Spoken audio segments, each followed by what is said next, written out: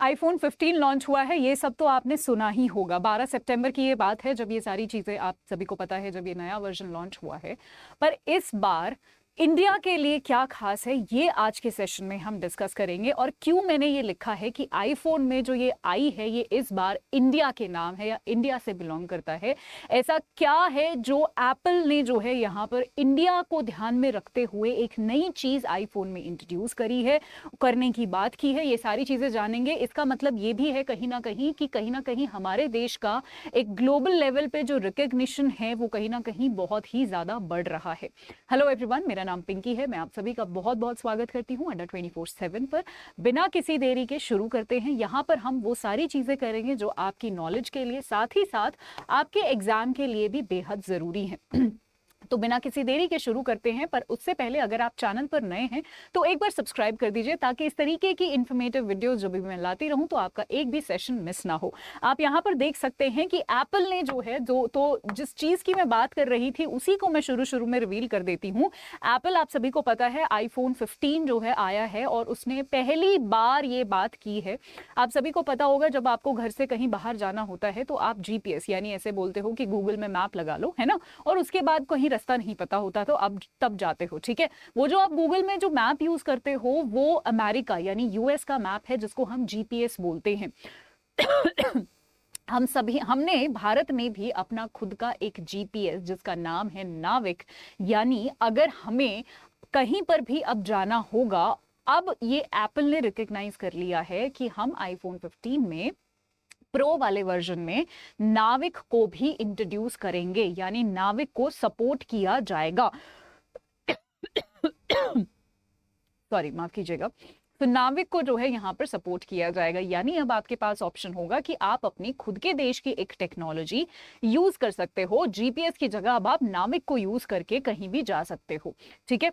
अब ऐसा नहीं है कि ये बात पहली बार चली है, ये बात बहुत टाइम से चल रही है कि नाविक जो है हमें बहुत सारे स्मार्टफोन्स को ऐसा बनाना चाहिए कि नाविक जो है उसमें अडेप्टेबल हो, राइट। इसके लिए बहुत सारे मोबाइल फोन्स अपने हार्डवेयर के अंदर भी चेंजेस कर रहे हैं, ठीक है, जिसकी वजह से चीजें डेफिनेटली थोड़ी एक्सपेंसिव भी हो रही हैं। बट अगर हम खुद का ही कोई टेक्नोलॉजी यूज करते हैं तो इससे बढ़िया बात कोई नहीं है, क्योंकि आप सभी को पता है कि बहुत सारे रिस्क होते हैं जब हम किसी और की टेक्नोलॉजी अपने फोन में, अपने देश में यूज करते हैं, ठीक है। डेटा प्रिवेसी का इशू होता है, बहुत सारी चीजों का एक्चुअली इशू होता है। हो सकता है कि वो हमारा डेटा अपने वहां पर उनके वहां पर हमारा सारा डेटा सेव है, तो कहीं ना कहीं ये सारी चीजें देश के लिए और हम सबके लिए अच्छी होने वाली हैं। सो आप यहाँ पर देख सकते हो, अगेन वही सारी चीजें हैं कि आईफोन 15 प्रो मॉडल्स में जो है ये अब नाविक सपोर्ट करेगा। नाविक के बारे में भी मैं आपको हर एक चीज डिटेल में समझाऊंगी कि क्या है नाविक, ठीक है। इससे पहले भी ऐसा नहीं है, जैसा कि मैंने बोला कि इससे पहले भी जो है सरकार ने ट्राई किया है कि अलग अलग जो स्मार्टफोन्स हैं और अलग अलग स्मार्टफोन कंपनीज को सरकार बोलती है कि आप अपने हार्डवेयर के अंदर कुछ ऐसे चेंजेस करिए जिससे जो है यहाँ पर जो है आप नाविक सिस्टम को इंक्लूड कर सके हमारे फोन में, ठीक है। ओके, तो ये हमने देख लिया, ठीक है। तो अभी एप्पल ने ये रिकॉग्नाइज किया है तो कहीं ना कहीं हमारी अगेन वो एक रीच तो बढ़ रही है हमारे देश की। यही वो सारी चीजें लिखी हुई हैं। अगर आप में से किसी को जानना हो तो थोड़ा सा ये जो अभी फोन लॉन्च हुआ है, अगेन मुझे नहीं लगता यहाँ से क्वेश्चन आएंगे, बट अगर आप इंटरेस्टेड हैं तो जान सकते हैं। जहां से सवाल आएंगे वो अगली स्लाइड्स हैं, ठीक है। सो यहाँ पर आईफोन प्रो और प्रो मैक्स के जो फीचर्स है आप सभी को पता है, टाइटेनियम की बॉडी जो है इस बार आई है, उसके साथ साथ यहाँ पर ताकि उसकी ड्यूरेबिलिटी बढ़ जाए, उसके बाद लाइट वेट बताया जा रहा है, ठीक है। Screen 6.1 inch and 6.7 super inch यहाँ पर ये बताया गया है, ठीक है। तो ये कुछ फीचर्स हैं, अगेन हमारे एग्जाम के लिए इंपॉर्टेंट नहीं है, बट आई एम श्योर बहुत सारे बच्चे इंटरेस्टेड होंगे कि क्या प्राइस है मैम, ये भी बता दो अब साथ साथ। तो आप यहाँ पर देख सकते हैं जीबी के अकॉर्डिंग प्राइसेस वैरी करते हैं। तो 128 जीबी आप देख सकते हो 1,34,900, ठीक है। 256 जीबी का अकॉर्डिंगली आप यहाँ पर देख सकते हो, ठीक है। सो ये कुछ है। एनीवेज, अब हम जो है नाविक पर चलते हैं जहां से आपके सवाल आएंगे। सो नाविक क्या है? नाविक की पहले तो फुल फॉर्म अगर आप जानना चाहें, सो नाविक और अगर जब आप नाविक पढ़ोगे ना, तो नाविक के साथ साथ ना आप एक और नाम पढ़ोगे जिसको हम IRNSS कहते हैं, ठीक है, Indian regional navigation satellite system कहते हैं। ये दोनों नाम एक ही है, कंफ्यूज मत होना, IRNSS और नाविक, ठीक है। पहले हमने इसको IRNSS कहते थे, उसके बाद हमने इसका नाम बदलकर नाविक रख दिया, ठीक है। ये सिर्फ जो है एक छोटा सा डिफरेंस है। यहाँ पर क्या होता है, हमने शुरू में 9 ऐसी सैटेलाइट्स भेजी थी, जिसमें से 2 हमारी कामयाब नहीं हो पाई। तो अभी जो है 7 ऐसी सैटेलाइट्स हैं जो स्पेस में है और वहां से काम कर रही है। जो भी साउथ एशिया वाला रीजन है, मेजरली जो इंडिया पर जो फोकस करता है, उन पर वो सैटेलाइट्स फोकस करती हैं। और पूरा जो है क्या क्या उनके यूजेस हैं वो नेक्स्ट स्लाइड में मैं आपको बताऊंगी। तो सारा फोकस करती है और कहीं ना कहीं एक जीपीएस की तरह काम करने में हमें मदद करती हैं वो सैटेलाइट्स, ठीक है। सो ये हम याद रखेंगे। मैंने बोला IRNSS जो है इसको 2013 में लॉन्च किया गया था, ठीक है। पहला मैं वानी की बात कर रही हूँ, और उसके बाद 8वीं सैटेलाइट यानी एक एक करके जो हमने भेजे हैं वो 2018 में लॉन्च किया गया था। IRNSS का नाम जो है वो नाविक हमने रख दिया, ठीक है, 2016 में जो है ये हमने रख दिया था।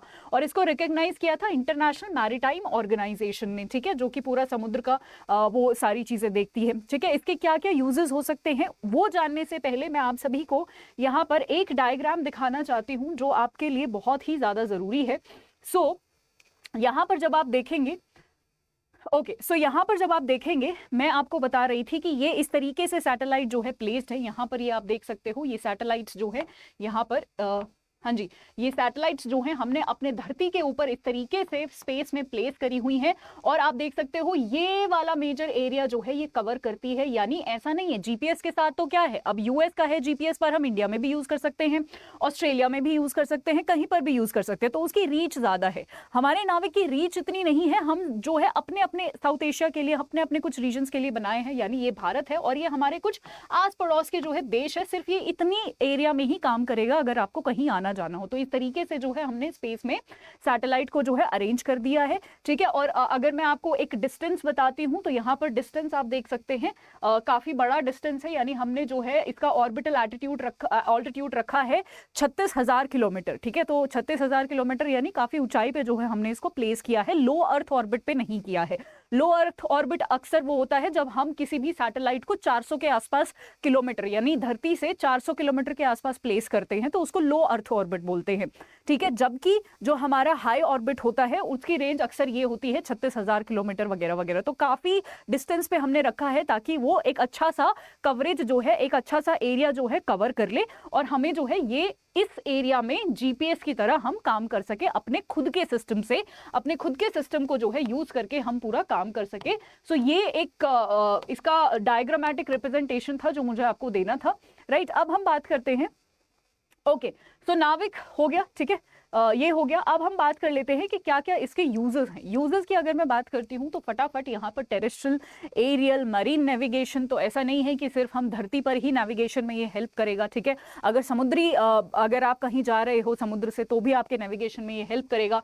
डिजास्टर मैनेजमेंट में आपकी हेल्प करेगा, पहले से ही आपको बता सकता है कि यहाँ पर कुछ प्रॉब्लम आने वाली है, ठीक है। व्हीकल को ट्रैक करेगा और कहीं ना कहीं ये प्रॉब्लम भी थी। आपको क्या लगता है जब नाविक ट्रैक करता है तो जीपीएस जो यूएस का सिस्टम था वो भी तो ट्रैक करता होगा, और क्यों हम अपना डेटा किसी और देश को दें, क्यों दें, हम नहीं देना चाहिए। तो इसीलिए हमने खुद का अब जो है यहाँ पर बना लिया है। तो ट्रांसपोर्टेशन सेक्टर हो, माइनिंग सेक्टर हो, कोई भी सेक्टर हो, ये मदद करने वाला है। मोबाइल फोन के साथ इंटीग्रेट होगा, बिल्कुल आप यहाँ पर देख सकते हो जैसे मोबाइल में गूगल मैप्स खोलते हो वैसे ही जो है ये खुलने वाला है, ठीक है। प्रिसाइज टाइमिंग्स होंगे, मतलब एकदम सही टाइमिंग होंगे इसके, और मैपिंग वगैरह जो है ये सारा कैप्चर करने वाला है, ठीक है। चलिए, सो आई होप आपको एक आइडिया लग गया होगा। अब मैं यहाँ पर कुछ ग्लोबल नाम बता देती हूँ, जैसे ये आपके एग्जाम में आए हुए हैं, पीवाईक्यू में पीछे पूछे गए हैं, आपसे भी पूछा जा सकता है। जैसे जीपीएस जो है वो है यूएस का, ग्लोनास जो सिस्टम है वो है रशिया का। ये सारे गूगल मैप्स जैसी हैं, यानी जीपीएस ही हैं, बस अपने अपने देश के लोगों ने अलग अलग बनाए हुए हैं, ठीक है। जीपीएस जिसको मोस्टली सब लोग यूज करते हैं, ठीक है, काफी सारे लोग जो है, काफी सारे देश इसको यूज करते हैं। तो जीपीएस यूएस का है, ग्लोनास रशिया का है, गैलीलियो यूरोपियन यूनियन का है, बेडो चाइना का है, और तो रीजनल है। अच्छा, यहां पर ध्यान देना, ये जो है ये रीजनल है और ये ग्लोबल है। इसका मतलब इन चारों में से अगर आप कोई भी यूज करते हो, अगर आपको अलाउड है, ठीक है, अगर आप यूज करते हो तो वो पूरे धरती में काम करेगा, यानी पूरे अर्थ पे जो है वो काम करेगा। आप किसी भी कॉन्टिनेंट पे चले जाओ, कहीं पर भी चले जाओ, ये रीजनल है। और हमारा नाविक भी रीजनल है, उसके फुल फॉर्म में भी लिखी हुई है। रीजनल का मतलब एक स्पेसिफिक एरिया में, जैसे ये तो पूरी धरती हो गई और मान लो यहाँ पर आसपास जो है हमारा इंडिया है और कुछ पड़ोसी देश हैं, ठीक है, तो वो इतने एरिया में सिर्फ काम करेगा, ना कि पूरी दुनिया में वो काम करेगा, ठीक है। इसलिए हम इसको रीजनल बोल रहे हैं, इसको पूरा ग्लोबल बोल रहे हैं, ठीक है। QZSS भी है रीजनल, वो सिर्फ जापान का है, जापान के लोग उसको यूज करते हैं, ठीक है। चलिए अब मैं आप सभी से एक छोटा सा सवाल पूछना चाहती हूं और सवाल है ये, इस सवाल का जवाब आप सभी लोग मुझे कमेंट सेक्शन में देंगे और इसका आंसर अगर आपको जानना है तो आपको मेरे टेलीग्राम पर जुड़ना पड़ेगा। सेम IRNSS से रिलेटेड ये क्वेश्चन है, ठीक है। कमेंट सेक्शन में जरूर दीजिएगा। मेरा टेलीग्राम पिंकी करंट अफेयर्स 24/7।